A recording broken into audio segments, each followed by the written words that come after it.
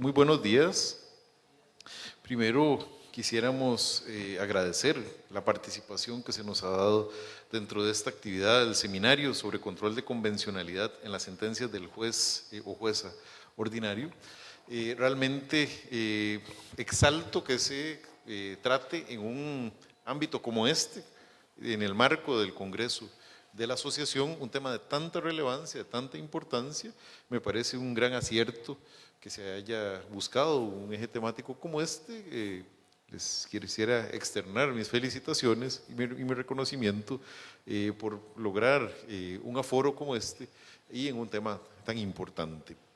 Nos corresponde en esta parte conversar acerca del control difuso de convencionalidad en América Latina, tema de extrema importancia a partir de lo que se ha denominado el modelo iberoamericano de control de constitucionalidad y también de la propia regulación costarricense en esta materia, que si bien pues nuestros excelentes expositores se referirán a ella en su momento, no deja de despertarnos ciertas inquietudes, ciertas preguntas acerca de si el legislador en nuestro país y el constituyente derivado de 1989 habrá efectivamente creado un modelo mixto o habrá creado un modelo concentrado absoluto. Nos acompañan dos personas altamente especializadas en el tema y con vastos conocimientos en esta materia. Cada una va a tener 30 minutos para exponer sus ideas principales y una vez que finalicemos vamos a tener un periodo de preguntas de también el mismo tiempo. Primeramente nos hablará el doctor Jaime Orlando Santofimio Gamboa. El doctor Santofimio es de nacionalidad colombiana y brasileña, es abogado de la Universidad Externado de Colombia, doctor en Derecho por la Universidad Carlos III de Madrid, España, máster en Derecho en Gobierno Municipal de la Universidad Externado de Colombia, especialista en Administración Pública del Instituto Brasileño de Administración Municipal, IBAM, especialista en Derecho Administrativo de la Universidad Externado de Colombia, es profesor e investigador invitado del Instituto de Investigaciones Jurídicas de la Universidad Nacional Autónoma de México y de la Universidad Carlos III de Madrid, España. Director y profesor de los departamentos de Derecho Administrativo y Gobierno Municipal de la Universidad Externado de Colombia, de la Maestría de Derecho Administrativo y de la Maestría de Gobierno Municipal de la misma universidad. Tuvo a su cargo la dirección académica de las especializaciones de Derecho Administrativo, Derecho Contencioso Administrativo, Contratación Estatal, Derecho Urbano, Derecho Administrativo Laboral, todas ellas de la Universidad Externado de Colombia. Ha sido juez o conjuez de la sección primera de la Sala de lo Contencioso Administrativo del Honorable Consejo de Estado y del Tribunal de Cundinamarca, árbitro de los centros de arbitraje y conciliación de las cámaras de comercio de Bogotá, Tunja y Cartagena. Autor, entre otras obras, del Tratado de Derecho Administrativo, de 4 volúmenes, Bases constitucionales del régimen municipal, Celebración indebida de contratos, El contrato de concesión de servicios públicos, Acto administrativo, procedimiento, eficacia y validez, entre otros, y más de 50 artículos publicados en revistas nacionales y extranjeras especializadas. Actualmente se desempeña como magistrado del Honorable Consejo de Estado de la República de Colombia, Sala de lo Contencioso Administrativo, sección tercera. Con estos atestados no cabe duda de que disfrutaremos muchísimo la conferencia que a continuación nos brindará el doctor Jaime Orlando Santofimio.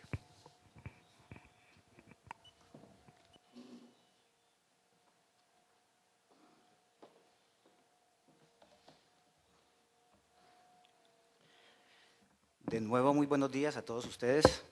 Muchas gracias por esta nueva invitación a participar en otro aspecto del tema que estuvimos tratando ayer, del control de convencionalidad. En esta oportunidad, la conferencia o la intervención tiene que ver con el denominado control difuso de convencionalidad, y sí tiene relación directa con el control difuso de constitucionalidad. Precisamente, y ese sería el entorno dentro del cual iría a girar la conferencia, y obviamente como se trata en América Latina, pues el referente de derecho comparado que yo les puedo manejar a ustedes es el del derecho colombiano, entonces haría referencia a ese derecho para las reflexiones que tengo que hacer, y la sustentación del argumento jurídico sobre el cual me voy a mover. La primera observación que tengo que hacerles en uno de los paradigmas estructurantes del concepto de convencionalidad que les planteé en el día de ayer, es que en mi opinión, y ahí había una expresa referencia a los trabajos del profesor Ferrer MacGregor y a la jurisprudencia de la Corte Interamericana, es que el referente con que se está trabajando la convencionalidad es un referente traído del control de constitucionalidad para indicarnos que hay sistemas concentrados de control de constitucionalidad y sistemas difusos de control de constitucionalidad, o una tercera categoría que sería la de sistemas mixtos que combinan determinadas materias concentradas y determinadas materias difusas en todos los organismos y dependencias del Poder Judicial. Es más o menos la problemática. Y digo que se toma como referencia porque cuando uno mira la bibliografía, cuando se analizan por parte de los autores el tema de la convencionalidad, observa uno en el trasfondo de estos artículos, y seguramente ustedes lo podrán hacer, todo un discurso constitucionalista en relación con el control. Lo cual en el día de ayer yo les decía que me separaba. ¿Sí? Si bien es cierto, es una metodología de trabajo bien interesante, me separaba porque dentro del paradigma que yo les explicaba, lo que yo encontraba era una clara, auténtica e inobjetable ampliación de la competencia de todos los jueces a partir de la Convención Americana. Es decir, que lo que se está haciendo es reconociendo algo que ya está en la Convención, que hay una ampliación del principio de legalidad habilitante y no tanto un problema de control o de determinar si es un control concentrado o es un control difuso. Ese es más o menos el problema en el cual estoy involucrado. Yo lo que encuentro, y les decía ayer claramente, vea, esto es una habilitación que viene directamente de la Convención Americana. ¿Y por qué viene la Convención Americana? Porque los artículos 1 y 2 de la Convención son absolutamente claros cuando dicen, sobre todo el segundo, que es el que se utiliza por parte de la jurisprudencia y se trabaja por todos los autores que recogen el tema, pues es el que le indica a las entidades, a los Estados miembros que tienen la obligación, que tienen la carga de adoptar las medidas que sean necesarias para que el ordenamiento jurídico interno marche de acuerdo y de la mano de la Convención Americana. Y que a partir de ahí se ha interpretado que esa obligación pues está a cargo obviamente de los estados a través de cada uno de sus poderes públicos. Ese es el argumento central de los fallos que dicen que además el control de convencionalidad no es un control exclusivamente judicial, sino que está a cargo de todas las autoridades en cada uno de los poderes. Entonces, fíjense que más que un problema de control difuso, es un problema de habilitación, ampliación, consolidación de un amplio principio de legalidad material, no sujeto exclusivamente a las normas internas, sino un claro reconocimiento, un avance que se hace en la estructuración jurídica del derecho latinoamericano a partir de todos los elementos que vimos ayer, en la consolidación de un gran bloque de legalidad en sentido amplio, ¿no?, que habilita a todas las autoridades para hacerlo. Y eso va más allá de un simple análisis de un control difuso. Entonces, por eso todas las autoridades administrativas, judiciales y sobre todo las legislativas, cuando así lo dispone la Corte o cuando observan internamente la necesidad de adecuar el ordenamiento jurídico, lo hacen. Reformas constitucionales, reformas de carácter legal, ¿sí?, etcétera, etcétera, que permanentemente se están debatiendo, pues todas ellas de una u otra manera pues van a tener su conexión con la Convención Americana. Entonces, ahí es donde está de pronto circunscrito el principal problema. Segundo punto, dentro de las reflexiones que el tema merita, y es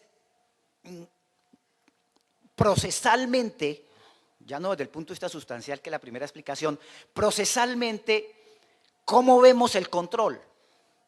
Yo diría, el control es único repartido en una pluralidad de autoridades en cuya cúspide está la misma Corte Interamericana de Derechos Humanos. Y eso que en algunas directivas la misma Corte sostuvo que algunas cargas tenía la Comisión Americana, pero en este caso es muy claro que lo tiene la Corte Interamericana. Pero que a su vez la misma convención lo ha irradiado y está presente en todas las autoridades de todos los países.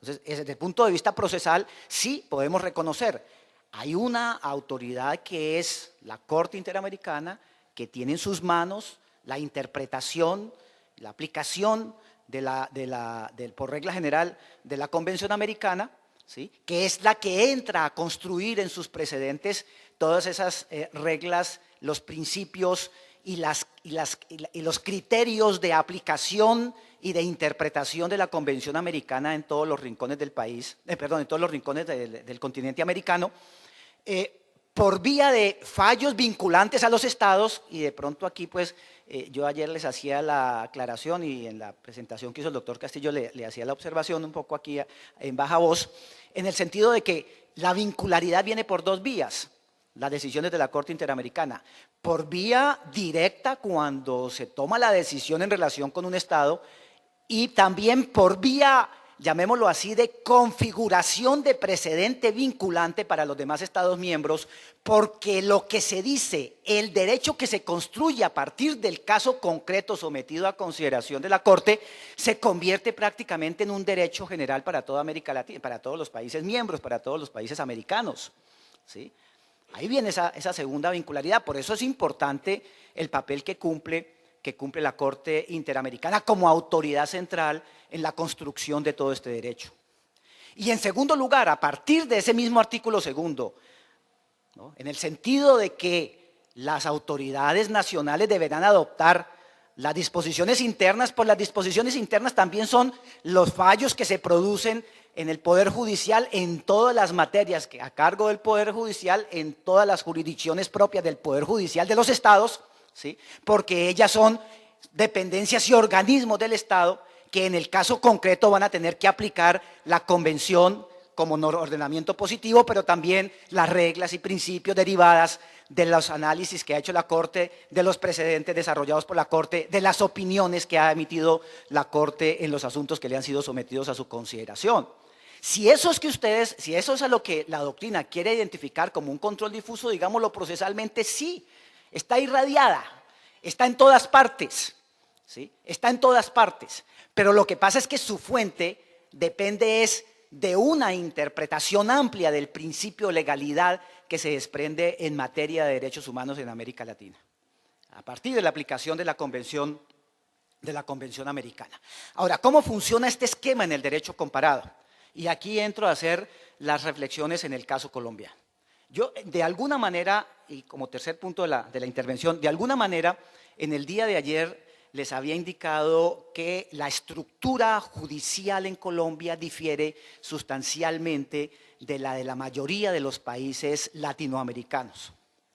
Entre nosotros no opera una única jurisdicción, hay una dualidad de jurisdicción, es un modelo montado más o menos al estilo francés. Es una implantación que se hace a inicios del siglo pasado del modelo francés continental europeo de justicia, donde opera una justicia ordinaria que tiene como cabeza la Corte Suprema de Justicia y en cuyo cargo está la justicia laboral, civil y penal. Y además de eso tiene otra, y ahí está la dualidad, la justicia contenciosa administrativa, cuya cabeza, como ocurre en Francia, es el Consejo de Estado, que es el máximo cuerpo de lo contencioso administrativo, que es más o menos la Corte Suprema en materia de contenciosa administrativa, que al igual que la Corte es órgano de cierre. Y a partir del año 91 tenemos un tercer órgano del mismo nivel, no superior, que es la Corte Constitucional, que tiene unas materias a su cargo, que tiene también unas funciones muy claras, que tiene atribuida de manera directa la unificación de la jurisprudencia en materia constitucional a partir de la constitucionalidad de las leyes, ¿sí? pero que no la tiene toda en la medida en que la Constitución Política también le reparte competencias constitucionales al Consejo de Estado, tal como lo reconoce la Constitución, la Ley Orgánica del Poder Judicial y los mismos fallos de la Corte Constitucional, cuando han entendido que hay claras competencias constitucionales en manos del Consejo de Estado. O sea que nada más que en la justicia constitucional hay dos órganos que pueden tener esa misma capacidad de producir decisiones, ¿sí?, no solamente por vía de control objetivo, sino también por vía de control subjetivo, sobre todo el Consejo de Estado, que ejerce control objetivo de constitucionalidad en relación con actos de carácter general que profiere el Poder Ejecutivo, e igualmente al ejercer el control subjetivo, al resolver casos concretos, ¿sí?, pues aplica también a cada situación concreta la Constitución Política. Y eso es fácil de entender en un esquema contencioso. Yo sé que aquí el auditorio no todos son de la jurisdicción contenciosa, pero los magistrados del contencioso me podrán entender lo que les voy a plantear.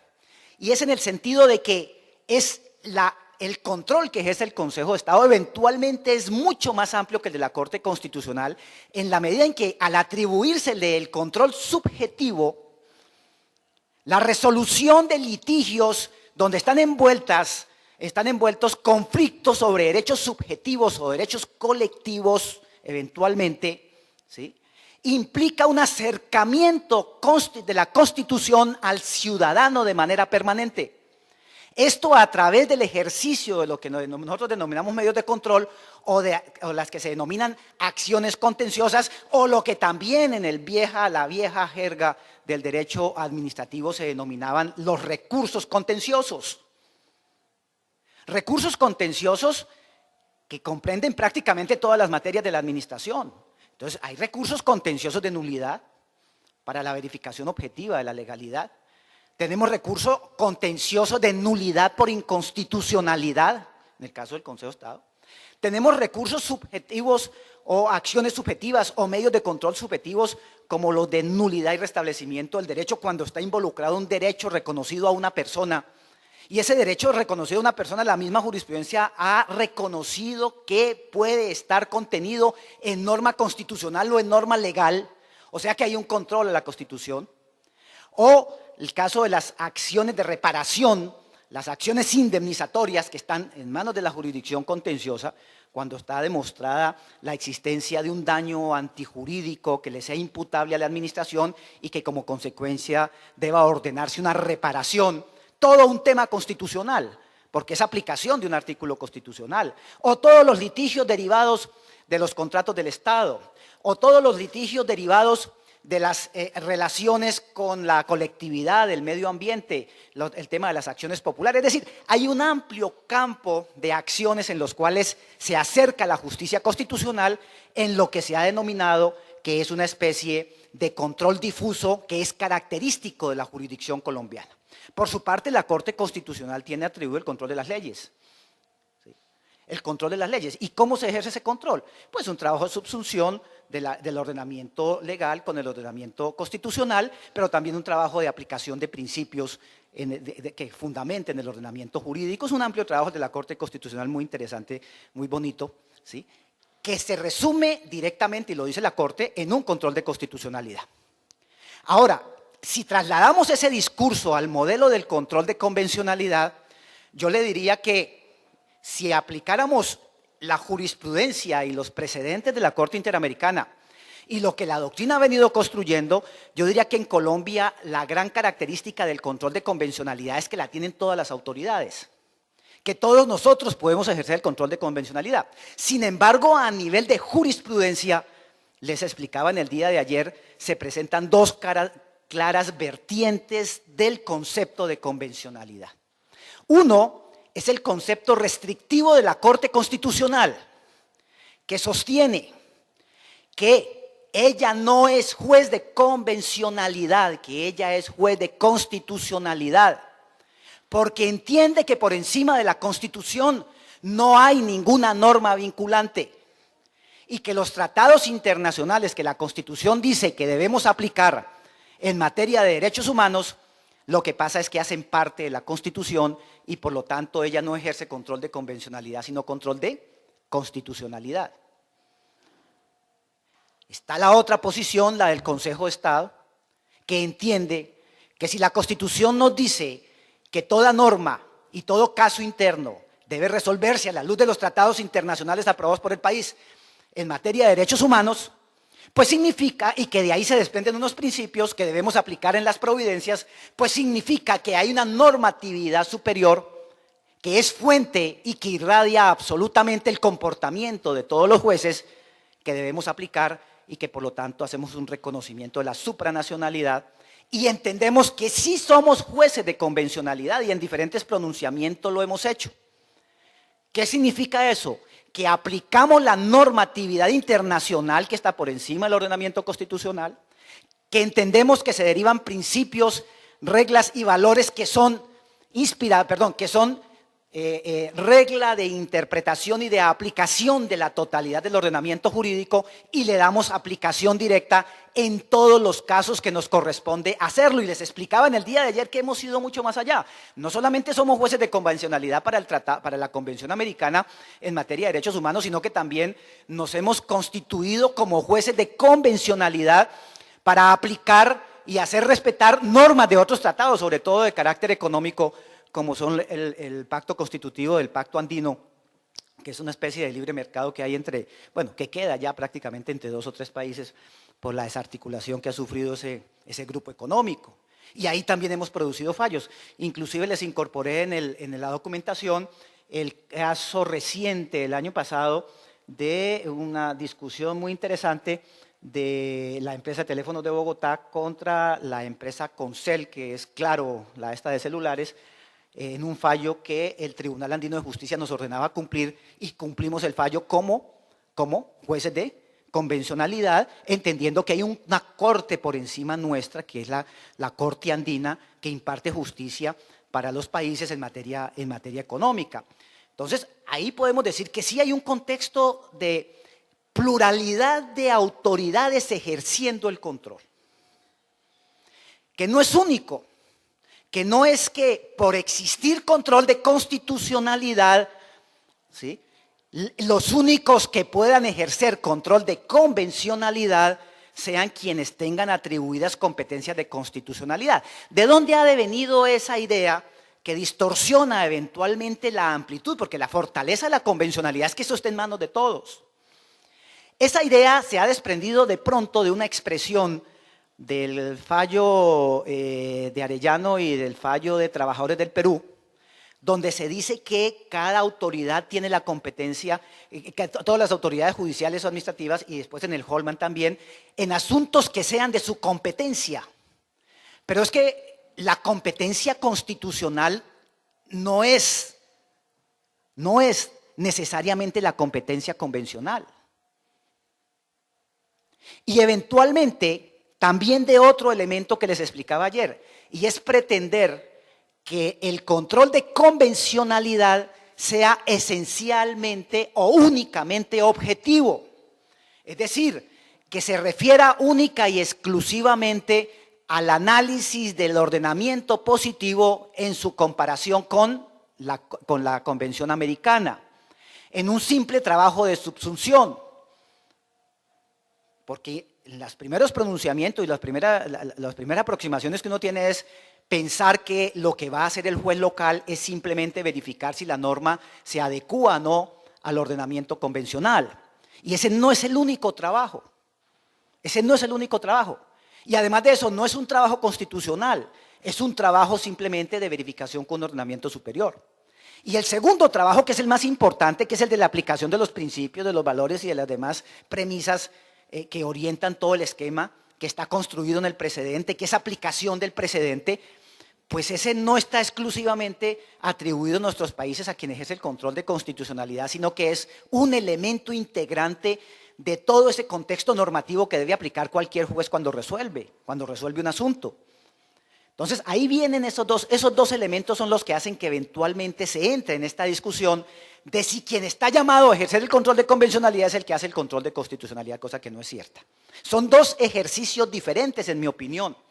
Por lo menos en el caso colombiano así lo entiendo y por eso difiero del planteamiento de la Corte Constitucional cuando ella misma se autolimita para decir que por encima de ella no hay nada y que ellos lo único que hacen es control de constitucionalidad y todos sus referentes son eminentemente constitucionales. Ahí ustedes encuentran la sentencia, dos sentencias claras recientes del año 2010-2011, donde está diciendo la Corte que no existe control de convencionalidad por parte de ellos. Y vean ustedes la posición del otro órgano que dice, sí, aquí hay control de convencionalidad. ¿Eso es difuso? Pues si para los procesalistas es difuso, pues digamos que sí.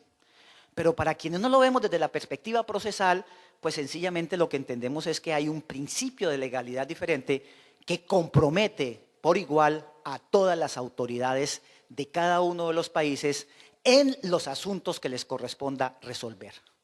Ahora bien, el control de convencionalidad tampoco puede ser un arma, una carta, una licencia de corso para que quien ejerce el control desconozca a la autoridad, que quien ejerce el control de convencionalidad desconozca a la autoridad que ejerce el control de constitucionalidad. Y esos son temas que el ordenamiento jurídico debe resolver. Y si se presentan ese tipo de conflictos, eventualmente hasta la misma Corte Interamericana tendrá que adoptar los correctivos eventualmente para poderlo resolver, cosa que no es clara a la luz de la Carta, ¿sí? Pero que de todas maneras, de alguna manera, en la medida en que se vaya construyendo precedentes, se puedan dar líneas indicadoras de cómo deben resolverse esos conflictos internos. No es desajustar el ordenamiento interno.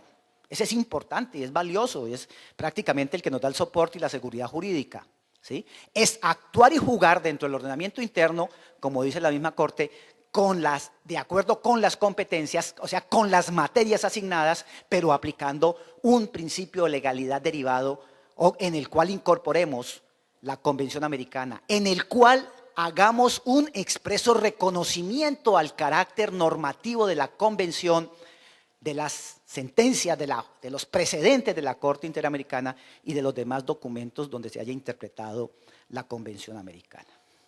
Esa es pues más o menos lo que entendemos, es la discusión interna y es la presentación de lo que puede estar ocurriendo si vamos a hacer una especie de derecho comparado latinoamericano en el derecho interno colombiano. No sé si me estaba ya pasando el tiempo, les agradezco mucho, muy amables.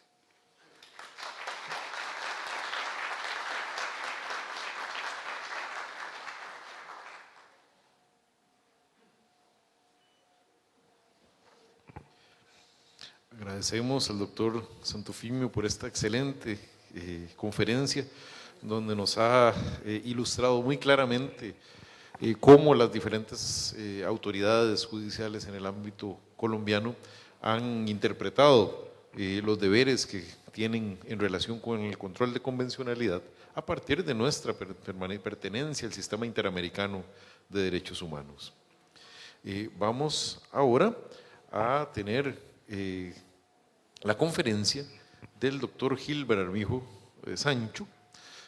Como ustedes muy bien lo saben, don Gilbert es magistrado de la Sala Constitucional de la Corte Suprema de Justicia de Costa Rica y actualmente ejerce la presidencia de la Sala Constitucional. Es doctor en Derecho por la Universidad Carlos III de Madrid, especialista en Ciencias Penales por la Universidad de Costa Rica, profesor universitario de la Universidad de Costa Rica y de la Universidad Nacional. Fue galardonado con el premio Alberto Brenes Córdoba en 1996 por el Colegio de Abogados de Costa Rica y el premio Ulises Odio Santos en 1998 por el Poder Judicial costarricense. Es autor de una vasta gama de trabajos, de libros especializados y de artículos publicados en revistas de derecho público, de derecho procesal y de derecho penal. Tendrá a partir de ese momento, don Gilbert también, 30 minutos para ofrecernos sus ideas acerca de este relevante tema. Gracias. Disculpen que no me levante, pero cada vez veo menos, entonces este podio me queda yo muy alto y el podio muy bajo, así que prefiero medio leer lo que debo leer en algunas oportunidades. Les agradezco muchísimo que me hayan invitado a esta actividad. Yo quisiera hacer algunas reflexiones, primero sobre el control difuso y la obligatoriedad de la aplicación del Pacto de San José como parámetros separados. También me gustaría tocar, si es posible, por ejemplo, cuál es el desarrollo que hemos tenido y cuáles son las nuevas tesis que están desarrollándose en relación a algunas de las vertientes de los fallos de la Corte Interamericana, en especial, por ejemplo, cuán vinculante es un fallo para terceros de la Corte Interamericana en relación a un asunto donde el país no ha sido parte, por ejemplo.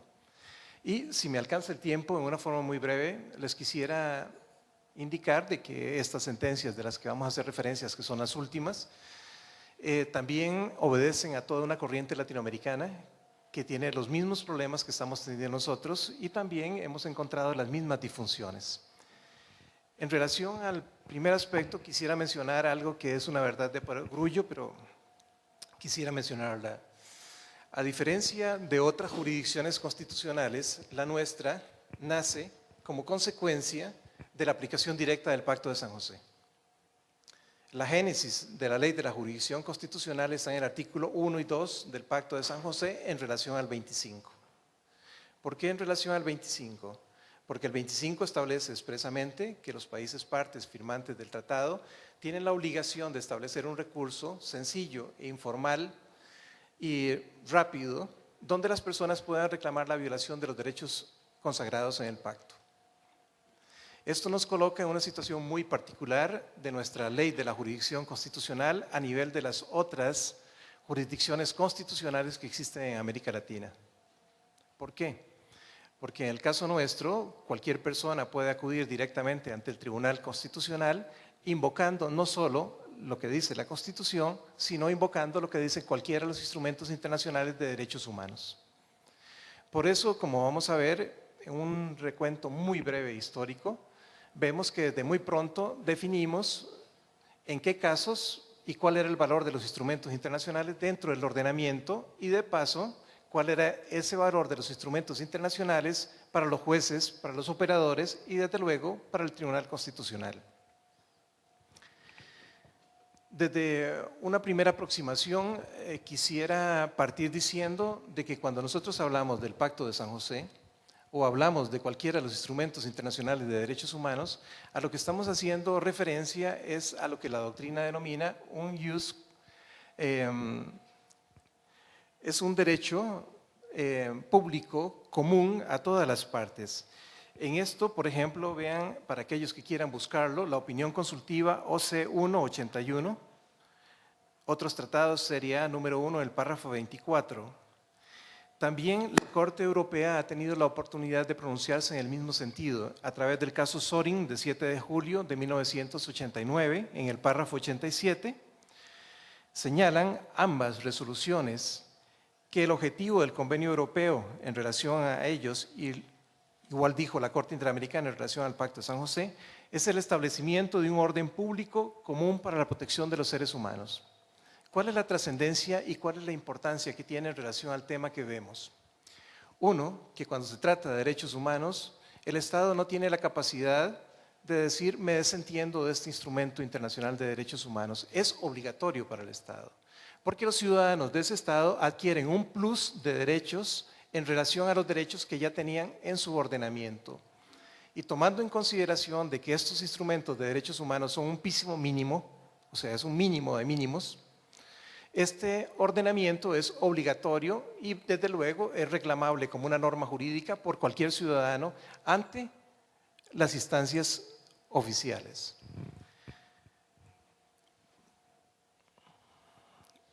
En 1990, la Sala Constitucional, en el voto 282 de 17 horas del 13 de marzo, estableció lo siguiente: cuando las disposiciones de los tratados resulten ejecutivas y ejecutables por sí mismas, sin necesidad de otras normas que las desarrollen en el derecho interno, las legales que las contradigan deben tenerse simplemente por derogadas, en virtud precisamente del rango superior del tratado. Vean lo que está diciendo la norma. O sea, la eficacia que le está dando la Sala a los instrumentos internacionales es la misma que consagra el artículo 7 de la Constitución, un rango superior a la ley.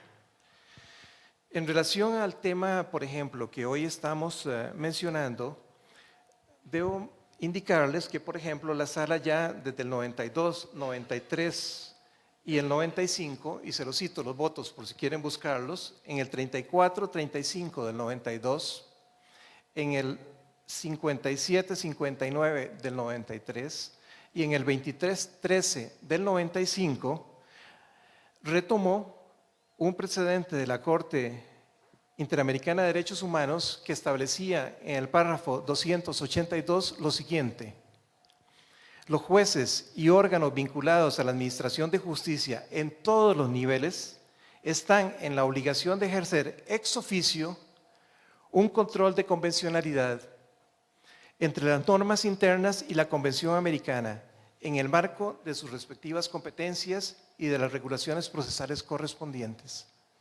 O sea, esta discusión que estamos teniendo ahora, por ejemplo, de justicia difusa o no, es un tema que desde el punto de vista constitucional nosotros tenemos resuelto desde el 92.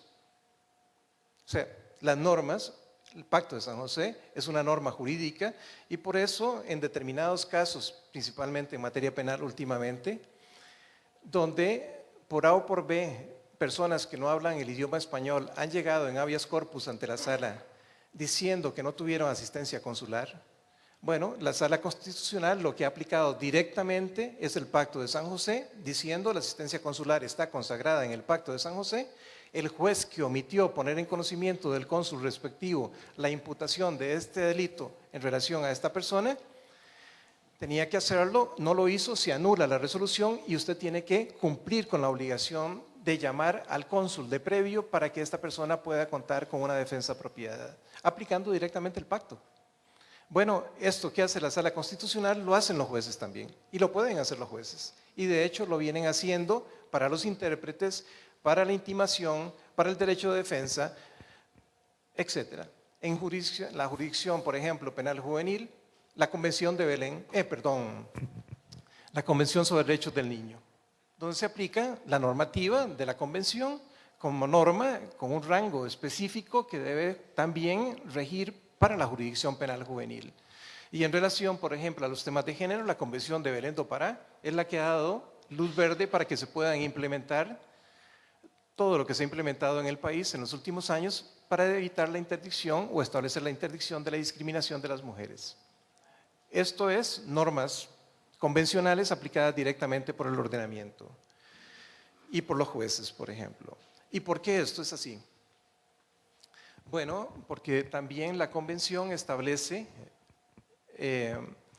y el Pacto de San José establecen que la Corte Interamericana actúa en forma de última ratio en relación a las violaciones de los derechos que están consagrados en el pacto. Lo conocemos a través del principio de subsidiariedad, por ejemplo, que solo la falta de respuesta interna a graves agresiones a los derechos humanos da apertura para ir a la Corte Interamericana. Se exigen los agotamientos de los recursos internos, igual que ocurre en Europa, por ejemplo, con los artículos 32, 34 de la Convención Europea de Protección de los Derechos Humanos. Hay que agotar primero los recursos. Y en última instancia también el pacto reconoce una autonomía bastante grande a los estados para que resuelvan sus propios problemas en relación a la violación de los derechos. Ergo, cualquiera que invoque cualquiera de las normas del Pacto de San José ante un juez, el juez tiene que resolverla en la jurisdicción que le corresponda, igual que resolvería utilizando el Código Penal, el procesal penal o el contencioso, etc. Es una norma jurídica como cualquier otra. Nosotros indirectamente o directamente adoptamos lo que en Europa Pérez Barba y Bobbio impulsaron hace muchos años sobre la universalización de los derechos humanos y lo que se denominó la tercera etapa. Esto implica, por ejemplo, que la dificultad que tienen los ciudadanos para poder acudir ante un órgano internacional de derechos humanos tiene que ser subsanada por los órganos internos. Tiene que ser subsanada, en ese momento ellos hablaban, por ejemplo, por los tribunales constitucionales que tenían la obligación de interiorizar los derechos humanos al ordenamiento interno frente a los reclamos de sus ciudadanos. Pero esto también es reclamable en relación a los jueces.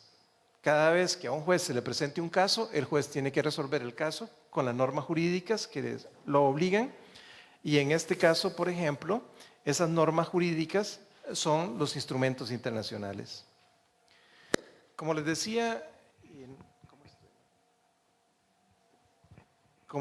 por ejemplo, este tipo de problemática nosotros no lo tenemos desde hace mucho tiempo. Vean el voto 3805 del 92, donde por primera vez se dijo que los instrumentos internacionales, con una redacción de don Rodolfo Pisa, integran la parte dogmática de la Constitución, semejando lo que hicieron también los franceses con el bloque de constitucionalidad, integrando la Declaración de los Derechos del Hombre y del Ciudadano a su Constitución para poderla volver operativa en relación a los derechos individuales.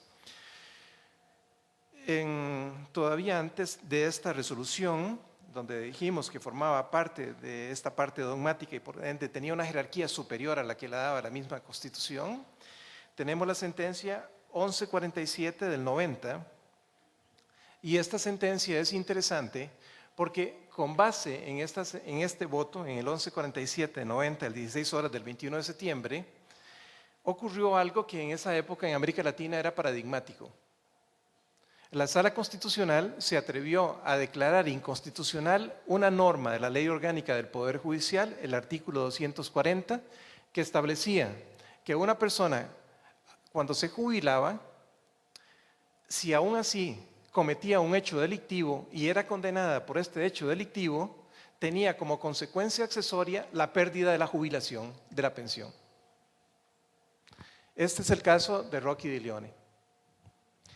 En este caso concreto, por ejemplo, la Corte Constitucional conoció una acción de inconstitucionalidad en contra de esta norma, el 240, pero no utilizando como parámetro de constitucionalidad una norma de nuestra Constitución, valga la reiteración, sino que por el contrario conoció la inconvencionalidad de la norma, aplicando directamente el 102 de la OIT, el convenio, en relación a los artículos 25, 28 y 29, y declaró que esa norma era inconvencional y era expulsada del ordenamiento jurídico.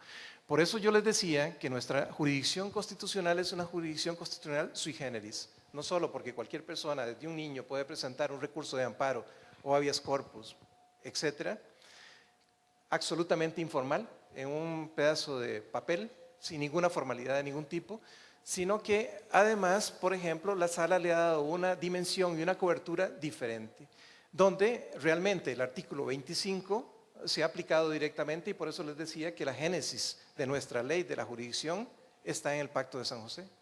Y al estar la génesis en el Pacto de San José, no es de extrañar que la Corte aplique directamente el pacto como una simbiosis específica de Tribunal de Derechos Humanos y Tribunal Constitucional, con las dos camisetas que se la cambia constantemente. Tenemos el caso del 34-35 del 92, donde se cuestionó que una norma de la Constitución, vean lo que les estoy diciendo, que una norma de la Constitución era discriminatoria. Recordarán ustedes que nosotros teníamos el artículo 14, inciso quinto, que permitía al hombre costarricense casado con mujer extranjera que le diera su nacionalidad. Bueno, como ustedes también saben, un día una señora se presenta al registro civil y dice, mire, quiero que le den a mi esposo, que es extranjero, la nacionalidad. Y el tipo de registro se vuelve y le dice, mire señora, me hubiera encantado, pero lo cierto es que la Constitución dice que es el hombre y usted es una mujer. Entonces, lo lamento mucho, pero aquí no se le puede dar la nacionalidad a su marido.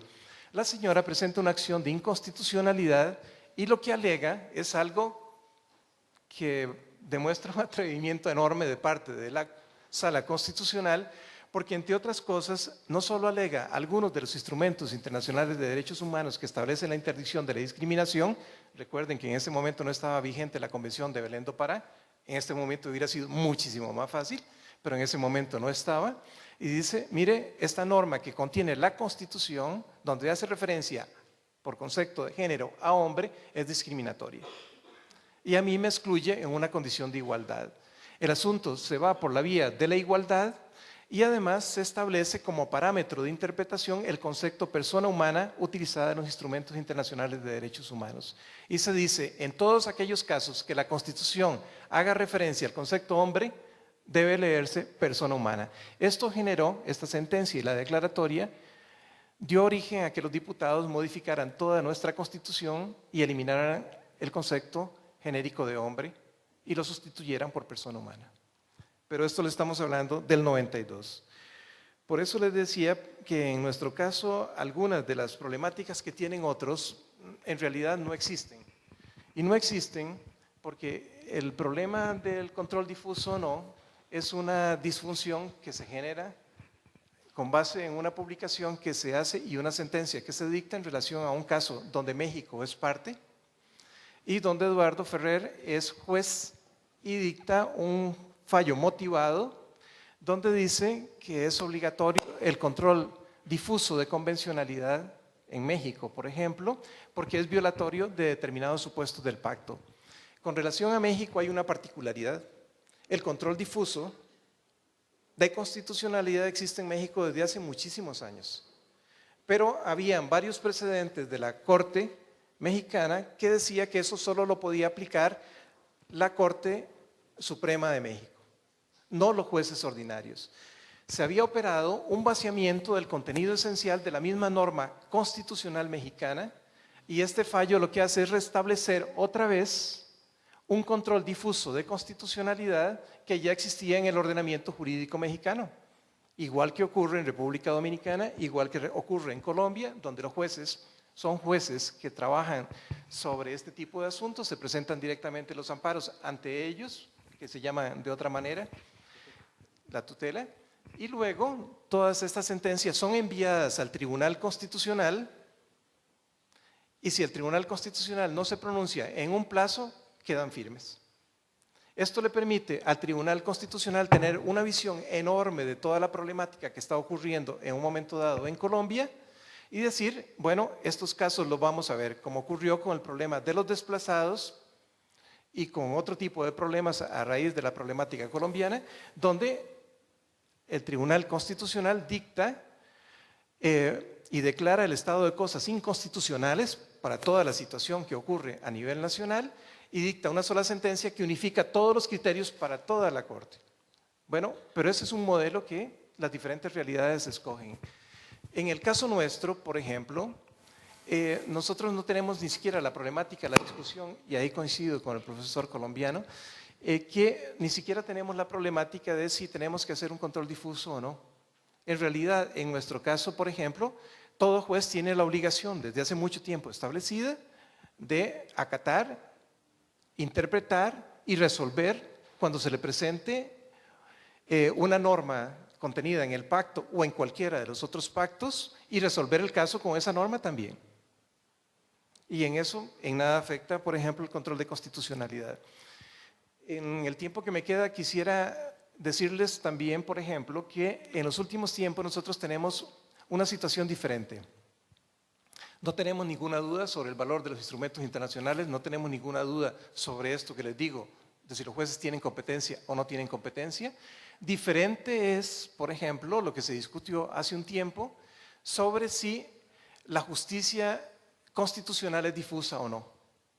Hay un fallo con una vieja integración donde dice, en voto dividido, de que el control de constitucionalidad es concentrado, pero ese es un problema diferente.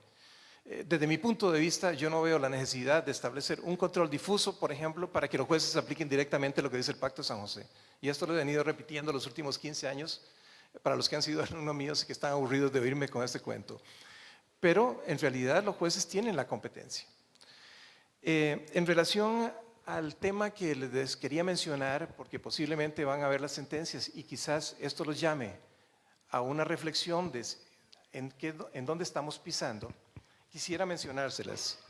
Es la sentencia número 0559 del 2012, es la primera. Y la segunda sentencia es la 4491 del 13. Antes de explicarles las sentencias, quisiera ubicarlos en relación a esto. La Corte Interamericana Desde mi punto de vista, había tenido una actividad increíblemente pasiva con respecto a muchos de los problemas que afrontan los latinoamericanos. Yo siempre he creído que tienen que tener una posición más proactiva de la que ha tenido hasta la fecha. Pero la Corte se había autocontenido muchísimo, desde mi punto de vista, con un enorme filtro de la Comisión Interamericana, y esto lo único que hacía era que en realidad, por ejemplo, este continente no pudiera acceder prácticamente nunca, a menos que uno tuviera el dinero, el tiempo y los abogados para poder presentar su caso ante la Corte Interamericana con los precedentes poquísimos que tenía la Corte Interamericana, y eso no lo tenían en la mayoría de este continente, donde hay una gran cantidad de pobres. Y quizás son los más necesitados en relación a justicia o al acceso a la justicia. Aunque por ahí hay un voto de la Corte muy temprano donde decía que si uno tiene tal estado de indigencia se le eximían de un montón de requisitos, pero la verdad es que en el fondo esto era una justicia para determinados sectores o para ONGs o para corporaciones económicamente poderosas que pudieran llevar sus casos ante la Corte Interamericana. Desde luego, la Corte siempre veía, por ejemplo, casos donde habían violaciones de los derechos humanos muy particulares, generalmente masacres y violaciones muy burdas. Caso de Chile, por ejemplo, con la dictadura, caso de Uruguay con la dictadura, por ejemplo, o las leyes de punto final en otros tiempos. Últimamente la Corte se replantea esto y últimamente la Corte tiene una labor más proactiva y últimamente la Corte comienza a tener una apertura y a ver nuevos casos. Al ocurrir esto, hay la reacción normal. O sea, todos en América Latina estaban muy tranquilos porque cada uno estaba en su feudo y la Corte en el suyo. Y escasamente se entrecruzaban ambas jurisdicciones. Bueno, últimamente lo que está ocurriendo es que la Corte tiene una tendencia más proactiva y se están entrecruzando. Entonces, por ejemplo, en el caso de los chilenos en relación a la ley punto final, es condenado por la Corte Interamericana de Derechos Humanos y los chilenos comienzan a inventar una serie de excusas formales y procesales para no darle fiel cumplimiento a la sentencia. En el caso de Uruguay, hace escasamente medio año, Uruguay acaba de sacar una sentencia bastante representativa donde dice, miren, esta sentencia de la Corte Interamericana, muy interesante, pero es inaplicable aquí. Bueno, y si nos remontamos un poco más, los venezolanos, con su famoso caso, donde también comienzan a cuestionar, y si vamos un poco más atrás, ya eran más burdos con Fujimori, compañía, donde hasta nos salimos de la Corte con tal de que la Corte no nos siga condenando. Pero en el fondo lo que oculta esto es que a veces los países tienen que enfrentar situaciones muy duras, porque a nadie le gusta que lo condenen, y menos a nivel nacional, y peor todavía cuando la gente más o menos se siente más o menos bien con su ordenamiento y que venga una corte de fuera y le diga, mire, usted está violando los derechos humanos y además llevan cursos de capacitación todos sobre derechos humanos en estos y estos y estos términos, la broma no cae nada bien. ¿Por qué les cuento esto? Estas dos sentencias que les voy a mencionar son sentencias paradigmáticas desde el punto de vista de la sala, desde mi punto de vista, pero también lo que me agrada de las sentencias es que ya hay gente que está litigando ante la sala, invocando fallos de la Corte Interamericana de Derechos Humanos. En este caso, en el primero, del 2012, 0559, es presentado por Yachín Castrillo, que ustedes saben la línea que él tiene, por ejemplo, muy proactiva en contra de la interdicción de la discriminación por razones de sexo, por ejemplo. Y en este caso concreto, por ejemplo, él viene indicando, entre otras cosas, que la normativa del Reglamento de Salud de la Caja es una normativa que es violatoria de lo que establece los precedentes de la Corte Interamericana de Derechos Humanos. Como el tiempo es corto, se los explico lo más breve que puedo. Y él lo que viene citando es el caso Atala Rifo versus Chile. Era la juez, que todos ustedes posiblemente lo conocen, entonces lo obvio. En este caso, por ejemplo, él llega y dice, bueno, la Corte Interamericana ya se pronunció sobre este tema. Como ya la Corte Interamericana se pronunció y dice que hay una serie de instrumentos internacionales que amparan a las parejas homosexuales y gays, por ejemplo, en cuanto a los beneficios que deben tener, también debe aplicárseles en igual manera en este caso. La resolución de la sala de mayoría dice que en este caso, por ejemplo, no se puede aplicar lo que dice la Corte Interamericana de Derechos Humanos por varias razones. La primera de estas, porque no se trata de un matrimonio homosexual, por ejemplo, no se afecta a la seguridad social ni se analiza en la sentencia. Y además, por ejemplo, en el caso Atala Rifo, lo único que se tutelaba era la vida familiar como derecho humano y el derecho a la custodia de los niños. Ergo, están diciendo, este caso concreto no se aplica a este que usted está invocando, porque es lo que invocaba para el profesor, para que no se aburra tanto, es que él tenía un compañero y quería que la Seguridad Social le diera la prestación del servicio como una pareja heterosexual, pero la norma no lo contempla, entonces por eso venía por vía indirecta. ¿Cómo resuelve la sala? Y por eso se los digo, porque tal vez puede ser que se preste a malinterpretaciones. La sala tiene un voto, y el voto principal es donde la mayoría dice no se aplica por esos supuestos, no estamos ante el mismo hecho. Pero hay dos notas separadas de dos magistrados. Los argumentos son realmente buenos y extensos, pero a veces uno, como en este país hay una justicia constitucional de oídas, llegan y le cuentan y le dicen, y entonces al final terminan creyendo que el voto de mayoría es lo que no es el voto de mayoría. En una de las notas separadas de mi compañero don Fernando Castillo, él dice, bueno, en última instancia lo que tenemos en este caso Atala Rifo es un voto dividido. Hay un voto de mayoría y un voto de minoría. Y la verdad es que el voto de minoría es el voto que nos creemos, analizándolo sistemáticamente, es el voto que lleva la razón. ¿Por qué lleva la razón este voto? Bueno, nos dice, entre otras cosas, por ejemplo, utilizando el caso Charles y Koch versus Austria del 2010, donde se analiza la problemática de las parejas del mismo sexo, que normalmente la Corte Europea de Derechos Humanos deja un margen de apreciación a los estados, al grado de que, por ejemplo, solo en 6 países europeos se permite el matrimonio de las personas del mismo sexo, en 13 el registro de la relación y en el resto no hay uniformidad. Igual analizan el caso Wolvin contra Reino Unido, por ejemplo. Lo cierto del caso es que la Corte Europea de Derechos Humanos en esa sentencia dice, miren, yo no les puedo imponer mi criterio de lo que debe ser esta resolución de conflicto a los estados, porque no hay un solo criterio uniforme.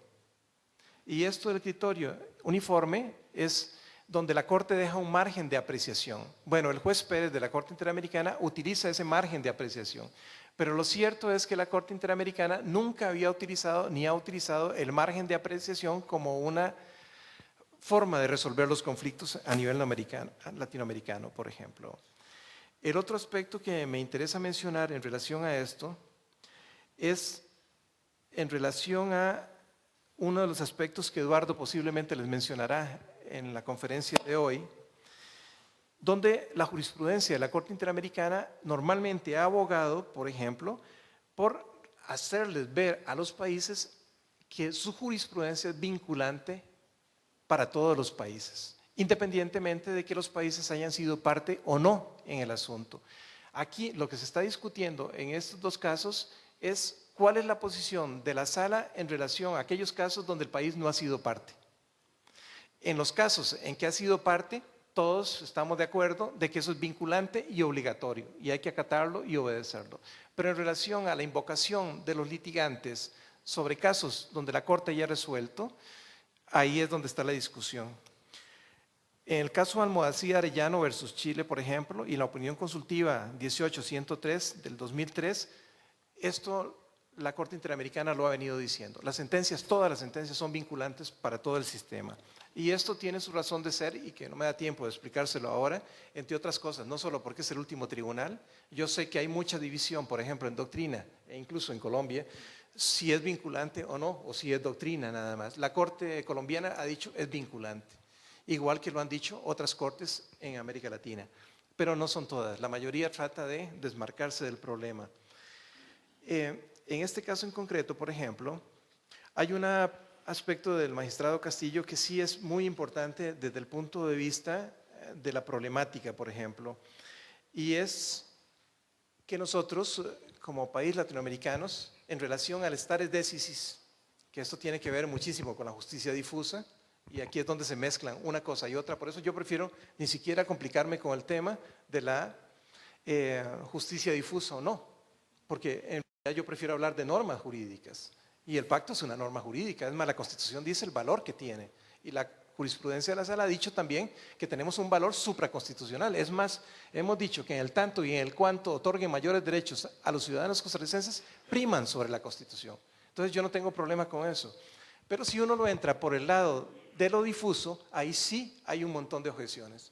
Y don Fernando, que es muy estudioso y muy hábil, vio eso y dijo, mire, aquí el problema que tenemos es que la Corte Interamericana nos está poniendo a nosotros, primero se pone como una especie de Corte Suprema norteamericana, y nosotros somos los tribunales federales que tenemos que acatar el stare decisis. Y ahí sí hay un problema, porque él dice, miren, este sistema del common law es extraño a Latinoamérica, por ejemplo. Nosotros tenemos una tradición de derecho continental donde esto no lo sabemos exactamente cómo se maneja.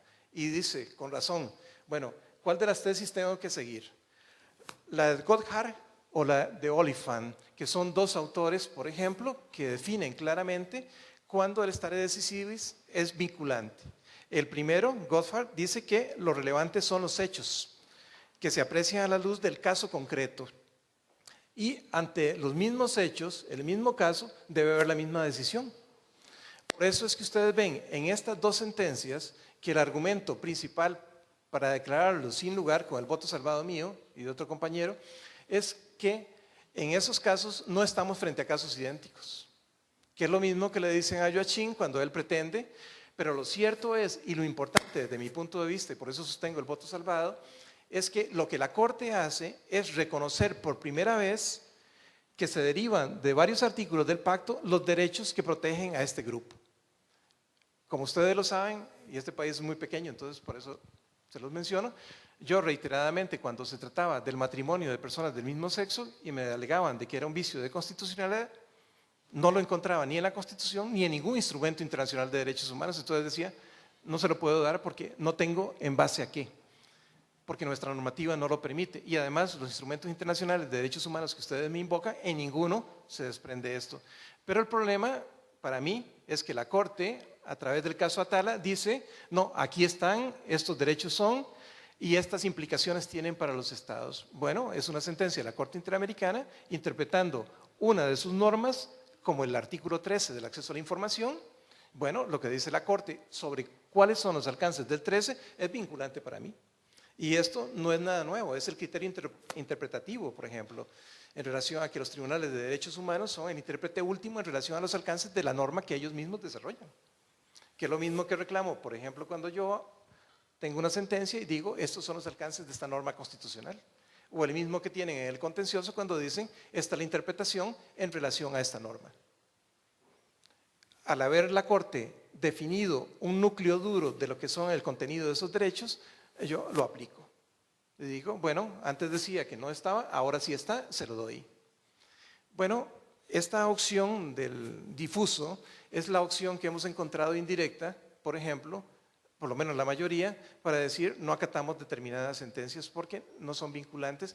Primero, no son vinculantes directamente porque somos terceros. Y segundo, no son casos idénticos en relación a Gotthard, por ejemplo. Y perdón, yo creo que el tiempo se me ha ido un poco más allá. Pero muchísimas gracias por la cortesía y por escucharme. Que tengan un buen día.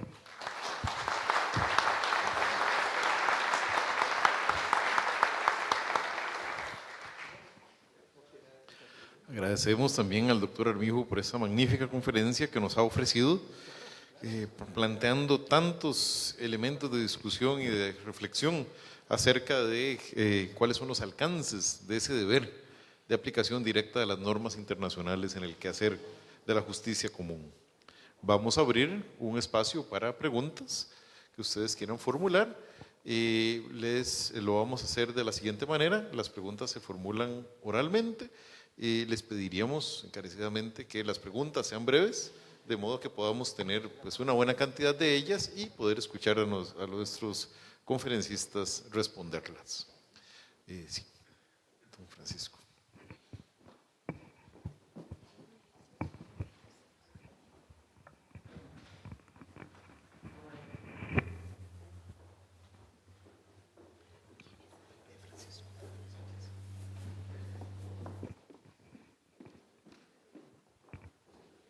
Gracias. Buenos días. Es una pregunta para el doctor Santofimio especialmente. En eso del tema del control de convencionalidad, me parece que hay casos, digamos, sencillos y casos que podemos llamar casos difíciles.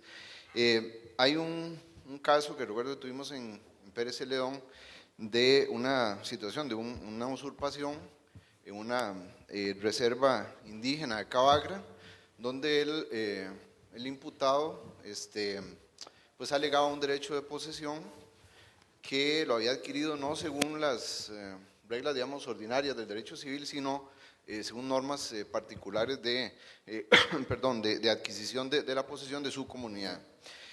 Nosotros allá resolvimos pues darle más valor efectivamente a esas normas particulares de ese grupo indígena. Eso favoreció al imputado, etcétera. Pero hay algunos casos que tienen dificultades procesales. Por ejemplo, ¿qué pasa en el caso nacional donde hay jurisprudencia de la Corte Interamericana muy concreta sobre el tema de la prisión preventiva y el tema del peligro de reiteración delictiva, digamos, como una causal de prisión preventiva, y pronunciamientos expresos de la Sala Constitucional que sí avalan esa posibilidad? Y dentro del marco normativo interno pues aparece configurada una obligatoriedad para el juez ordinario de acatar las decisiones de la Sala Constitucional. Entonces, bueno, de pronto el juez ordinario ahí está como en un cajón ahí de donde es muy difícil salir, a menos que digamos, vaya a romper abiertamente con una norma como la ley de la jurisdicción constitucional digamos, que lo obligaría en principio a acatar de manera directa una decisión del derecho interno. Eso, me parece que usted en la parte final de su exposición habló un poco de eso, de la necesidad de resolver eso legislativamente o incluso a través de una intervención directa de la Corte, pero quisiera ver si puede, digamos, tal vez hacer una referencia más amplia a ese tema. Muchas gracias. Bueno, pues digámoslo así, que es un tema que me plantea un tema bastante complejo. Veámoslo por partes. El primero sería en el caso de medidas cautelares, medidas que se puedan dictar, y creo que está haciendo referencia a la justicia penal, a la investigación penal, al papel de la fiscalía, no sé en Costa Rica quién tenga esas funciones. Bueno, fiscalía y juez de dictar medidas, sobre todo de restrictivas de la libertad cuando se trata de un proceso penal. El principio que se desprende de la Corte, y me corrigen ustedes, es el del juzgamiento en libertad. Yo creo que en Colombia no habría dificultad porque ese principio ha servido para sustentar la jurisprudencia de la Corte Constitucional sobre ese aspecto, y de ahí la vincularidad que tiene para todas las autoridades responsables de restringir la libertad, de determinar en qué casos realmente hay esa peligrosidad o si esa persona puede afectar el proceso, o si es una persona que no puede ser un sujeto que pueda actuar normalmente en la sociedad para poderle dictar la medida. Entonces, eso genera un ámbito de discrecionalidad por parte de la autoridad que deba aplicar la medida, discrecionalidad que necesariamente tiene que ser llenada con criterios en casos de ponderación y de proporcionalidad de acuerdo con las circunstancias. Es todo un ámbito de motivación, que en Colombia, por ejemplo, si se desconoce, lo sancionamos ya desde el punto de vista de la responsabilidad del Estado a través de la acción de reparación directa. Muy bien. El segundo aspecto de su pregunta es si ese principio o esa norma está exclusivamente derivada de un fallo del órgano supremo en un país, donde dice que se puede detener bajo cualquier circunstancia cada vez que haya un proceso penal. Pensemos ese caso hipotético, ¿sí? Que va en contra de la posición que se deriva de la jurisprudencia de la Corte Interamericana. Eso puede tener dos soluciones.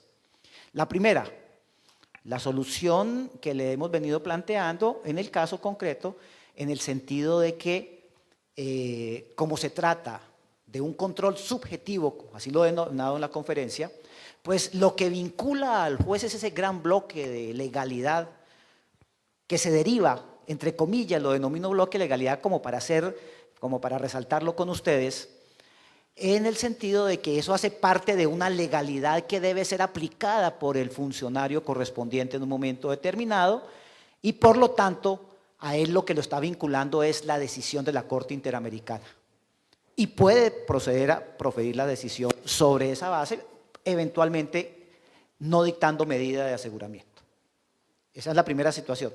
La segunda hipótesis que de pronto salió al final de la conferencia la planteaba básicamente sobre el control objetivo, no tanto subjetivo, porque fíjese que el subjetivo lo que me está integrando es un amplio campo material de derecho que debe ser aplicado por el funcionario. El objetivo es cuando debe inaplicar una norma o pronunciarse sobre la convencionalidad o inconvencionalidad de la norma, que eventualmente lleva a generarme conflictos con el denominado control de constitucionalidad, porque es sacar del ordenamiento la disposición.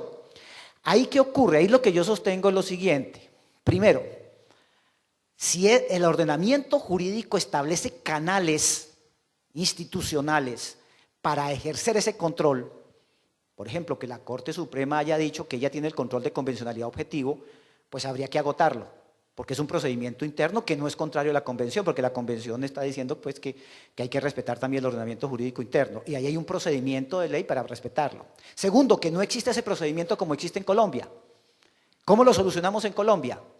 Por vía de excepción.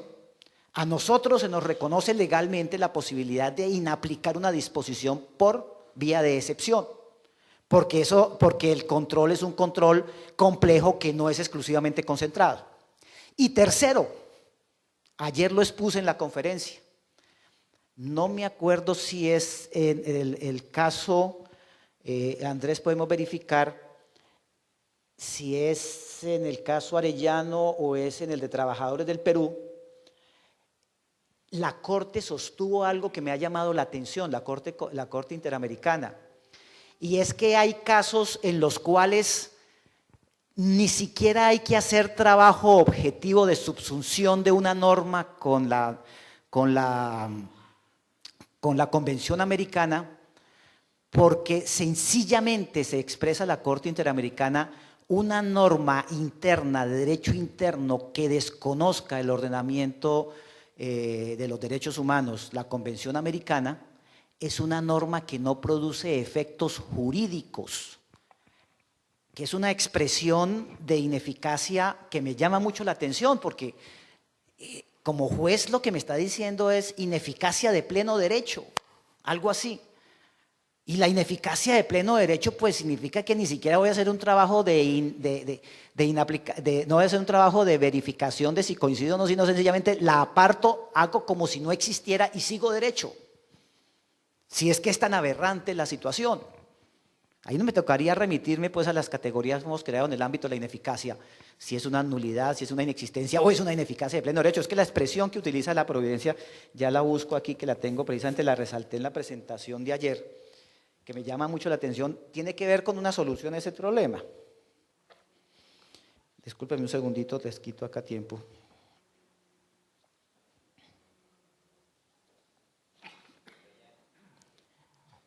A ver, es en el caso Almonacid Arellano en el 123, dice, la norma local contraria al ordenamiento jurídico de la CAT carece de efectos jurídicos.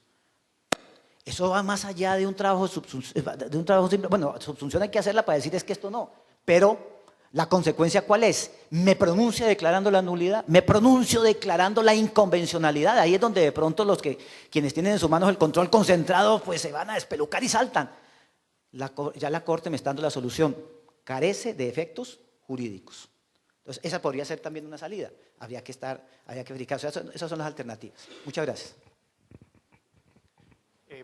Buenos días. Doctor don Gilbert Armijo, yo quisiera saber qué pasa cuando un juez considera que una sentencia de la Corte o una normativa internacional, un juez la considera no que es ilegal, no convencional. ¿Cómo hace para justificar y fundamentar? Le pongo un ejemplo con la prisión preventiva. En Costa Rica, la prisión preventiva no está fundamentada en la Constitución política, está fundamentada en una norma procesal. y se justifica con una norma internacional, la Convención Americana de Derechos Humanos y el Pacto de San José. Entonces, ¿qué pasa si un juez llegara a considerar que esa normativa convencional que protege derechos humanos es ilegal con respecto a la normativa que está aplicando? Y quisiera saber si en un futuro esos fallos de la Corte Interamericana de Derechos Humanos podrían convertirse en una nemofilaxia utópica con respecto a la aplicación de convencionalidad por parte de los jueces en diferentes países.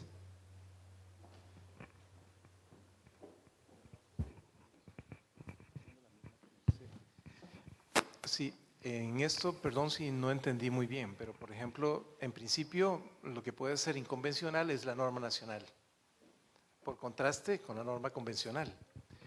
En ese caso, por ejemplo, la resolución que les citaba del 92, bueno, es una resolución que está ahí, que dice que el juez tiene la obligación de inaplicar, por ejemplo, la norma nacional cuando la norma contradiga la norma internacional, por ejemplo.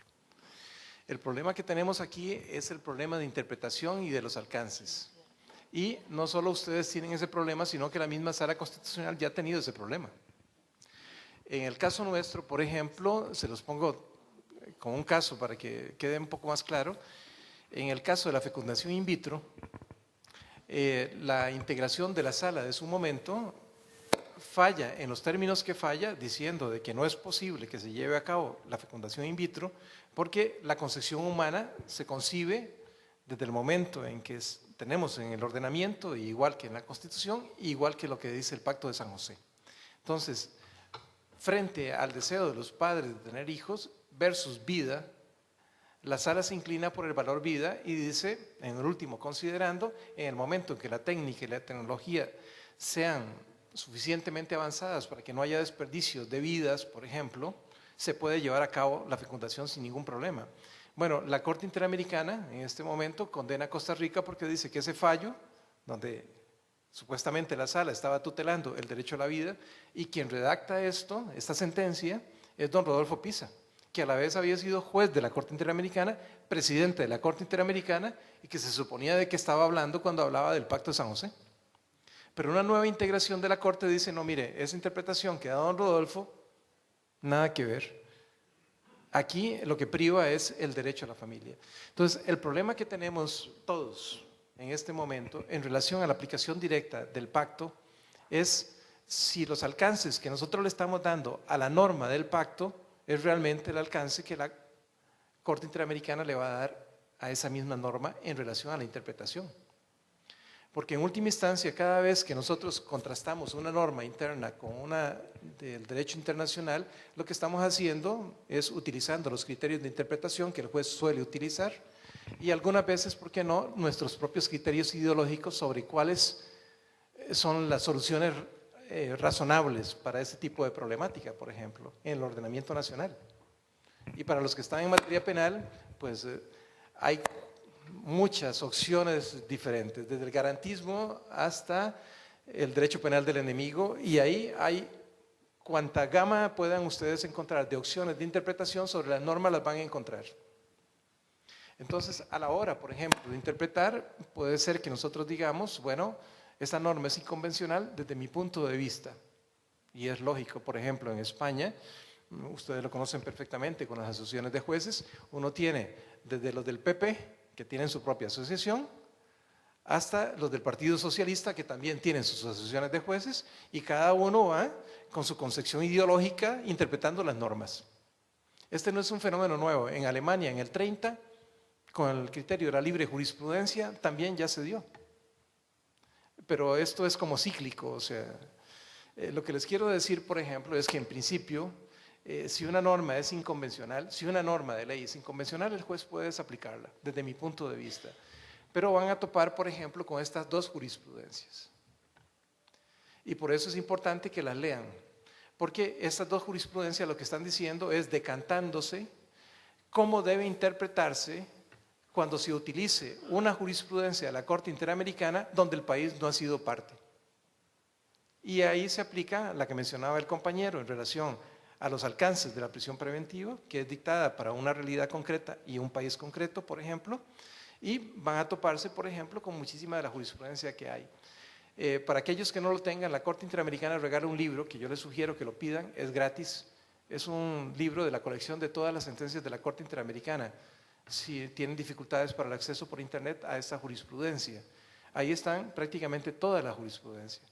Pero, desde luego, ustedes perfectamente lo saben, el juez tiene que resolver un caso concreto aplicando una norma, y aún en materia penal, por ejemplo, no todos los casos son iguales. O sea, siempre hay variables. Puede haber un principio general que más o menos se aplica para todos, pero luego, frente al caso concreto, las situaciones fácticas son realmente diferentes en muchos casos.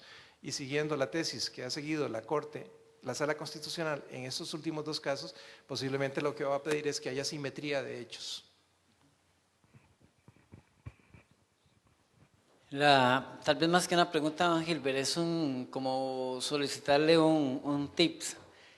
Si digamos así como en el control de constitucionalidad se contrasta el hecho, a ver si y aplicando sus palabras y sus enseñanzas en la cátedra, se vacía el contenido de la norma constitucional. En el ejercicio de la inconvencionalidad, ¿cómo se aplicaría? Porque me surge una duda. Cuando al juez ordinario, o el juez que no es el juez del control constitucional, le resulta, me parece más sencillo,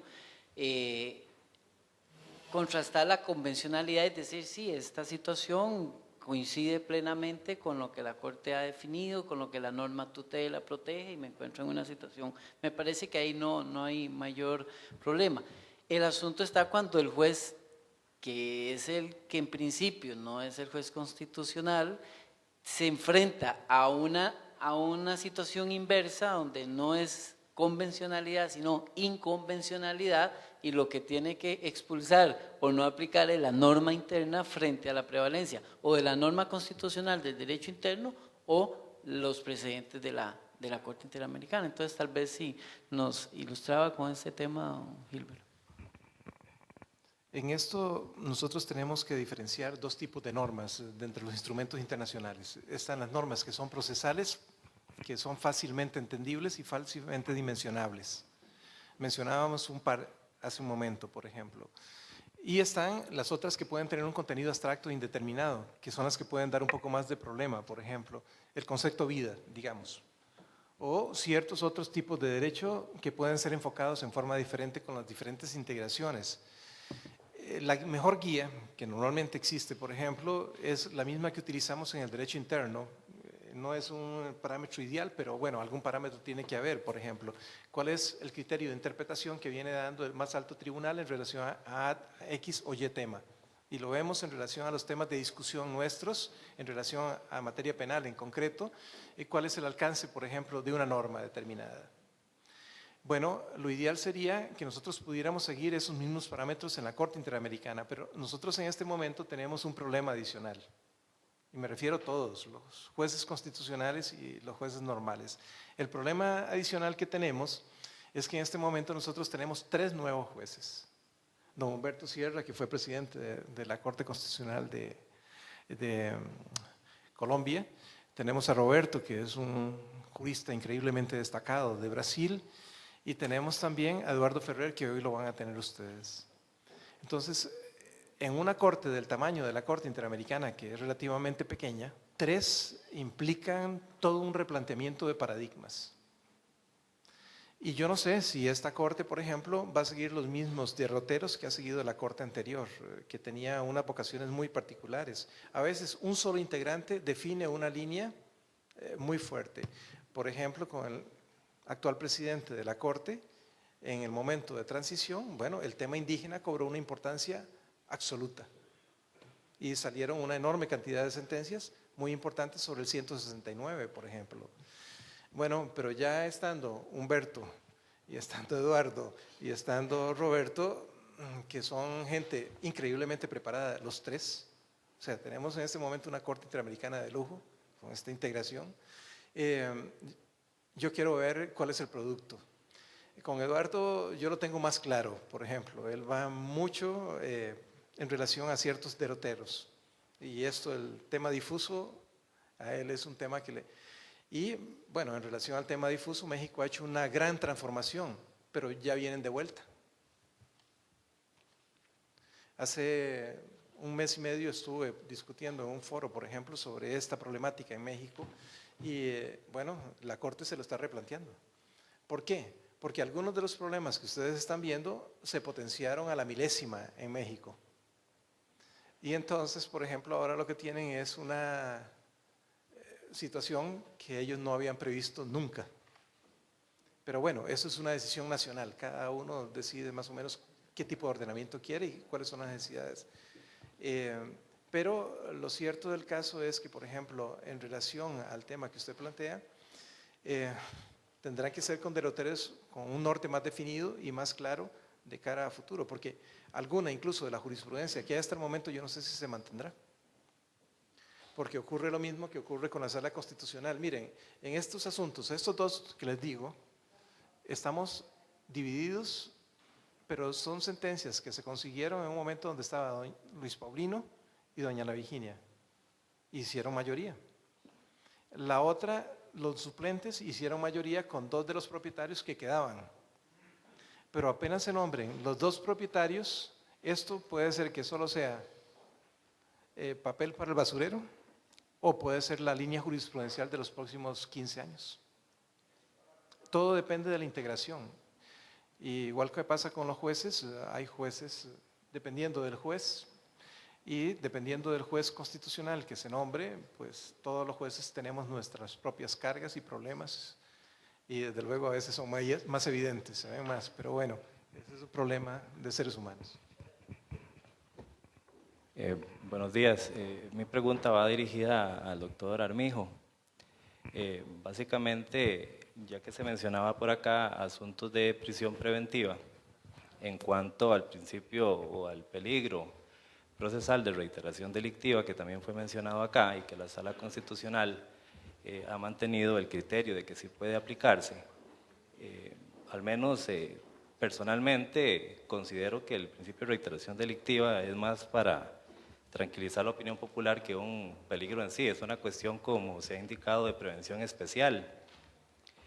Conozco personalmente el caso de 4 jueces penales, 3 jueces de tribunal que no aplican la reiteración delictiva ante los alegatos del Ministerio Público, indicando precisamente que la Convención Americana de Derechos Humanos, como usted lo indicó, es una norma legal, de hecho que es ley 4534 de Costa Rica, tiene el mismo, si excluimos el nombre de convención, vamos a tener que es una ley del mismo rango del Código Procesal Penal.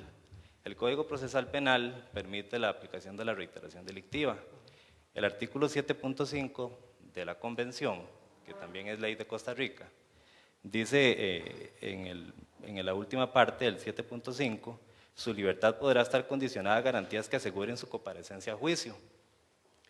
Esos jueces difieren del criterio de la Sala Constitucional, indicando que ellos, al estar obligados a aplicar esta ley de la República, que es un convenio, pero de paso es ley, ellos pueden interpretar qué consideran como garantías que asegure la comparecencia a juicio. Y dicen que como la Corte Interamericana es la última intérprete de esta convención, sin tomar como obligatorio los votos o las sentencias donde la Corte ha dicho que solo el peligro de fuga y obstaculización deben ser aplicados, ellos utilizan esa misma interpretación y ellos dicen, nosotros consideramos que la comparecencia a juicio solo se podría ver obstaculizada si hay peligro de fuga o obstaculización, no con la reiteración delictiva.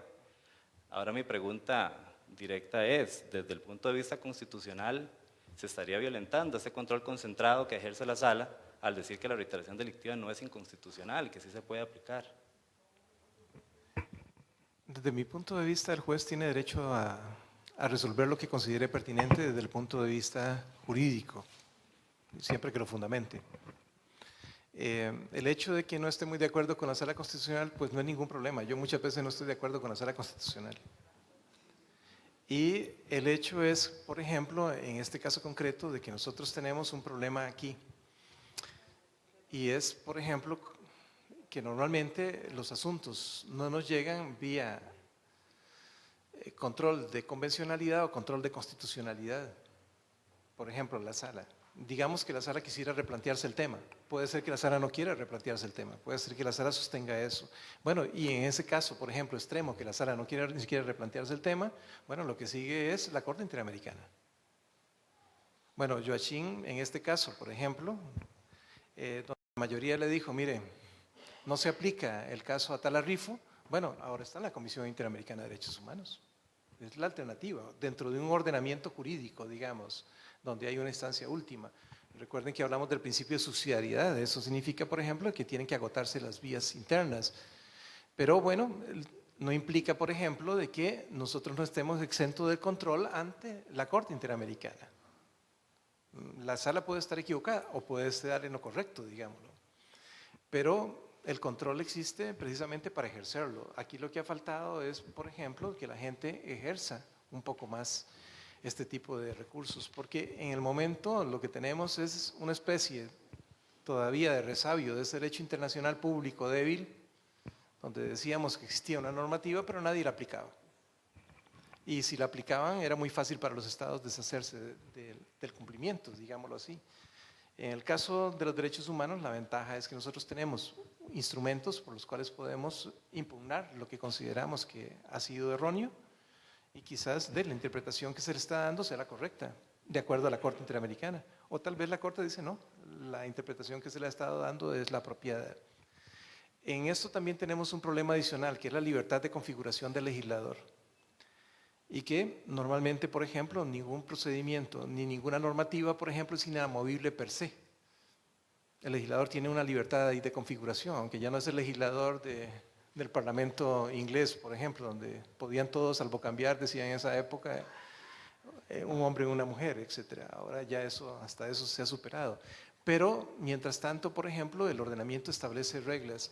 El problema que la sala a veces tiene, por ejemplo, y lo hablo en relación a las consultas que hacen los jueces, es que los jueces, más que hacer una consulta de constitucionalidad, tal vez los jueces lo que deberían tener un poco claro es que cuando hacen una consulta de constitucionalidad, realmente lo que están haciendo es una acción de inconstitucionalidad. Es decir, por qué razones esa norma vacía el contenido esencial, el núcleo esencial de la norma constitucional o convencional. ¿Por qué está tocando el núcleo intangible, por ejemplo? Y no solo el periférico, porque recuerden que todos los derechos fundamentales no son absolutos, son limitativos. Tan así, por ejemplo, que nosotros tenemos una norma en la Constitución que garantiza la libertad. Bueno, pero como no es un derecho absoluto, también existe la prisión preventiva. Y no por eso deja de ser constitucional. Lo que ocurre es que, por ejemplo, muchas veces el juez llega ante la sala constitucional con una serie de argumentos que no arrojan, no le permiten a la sala entrar a revisar realmente el tema que está discutiendo, porque son más dudas y más cuestionamientos propios, o más si se podrá esto, se podrá aquello, o más si la doctrina va por acá o la doctrina va por el otro lado, o si yo soy garantista o soy represivo, y al fondo, por ejemplo, usted no me está diciendo por qué esa norma en concreto vacía el contenido esencial de la norma constitucional que usted considera. Entonces, muchos de los asuntos que van en consulta ante la sala constitucional se rechazan. Y en última instancia, porque la sala no puede hacerle el trabajo al juez, como tampoco se los podemos hacer a los litigantes. Y en principio, por lo menos, mientras yo he estado en la sala, es muy simple, el que tiene la razón se la doy, y el que no, no. Y sea quien sea. Entonces, si alguien me llega con una acción de inconstitucionalidad absolutamente carente de fundamentación, se la rechazo. O si no cumple con los requisitos mínimos, por ejemplo. Y eso lo hemos aplicado para los partidos políticos, para Cruzitas y para los demás. Y desde luego también se lo aplicamos a los jueces cuando nos llegan con una consulta que más que todo es algo así como que uno les dé el consejo de cómo tienen que resolver frente al caso concreto. Y la verdad es que usted es juez, resuelva usted. Y punto. Bueno, agradecemos de nuevo la participación de nuestros dos conferenciantes de hoy. Realmente hemos tenido una mañana muy provechosa. También les agradecemos su participación y sí. Bien, yo los entrego. Y les quisiéramos entregar un certificado de agradecimiento al doctor Jaime Orlando Santofimio.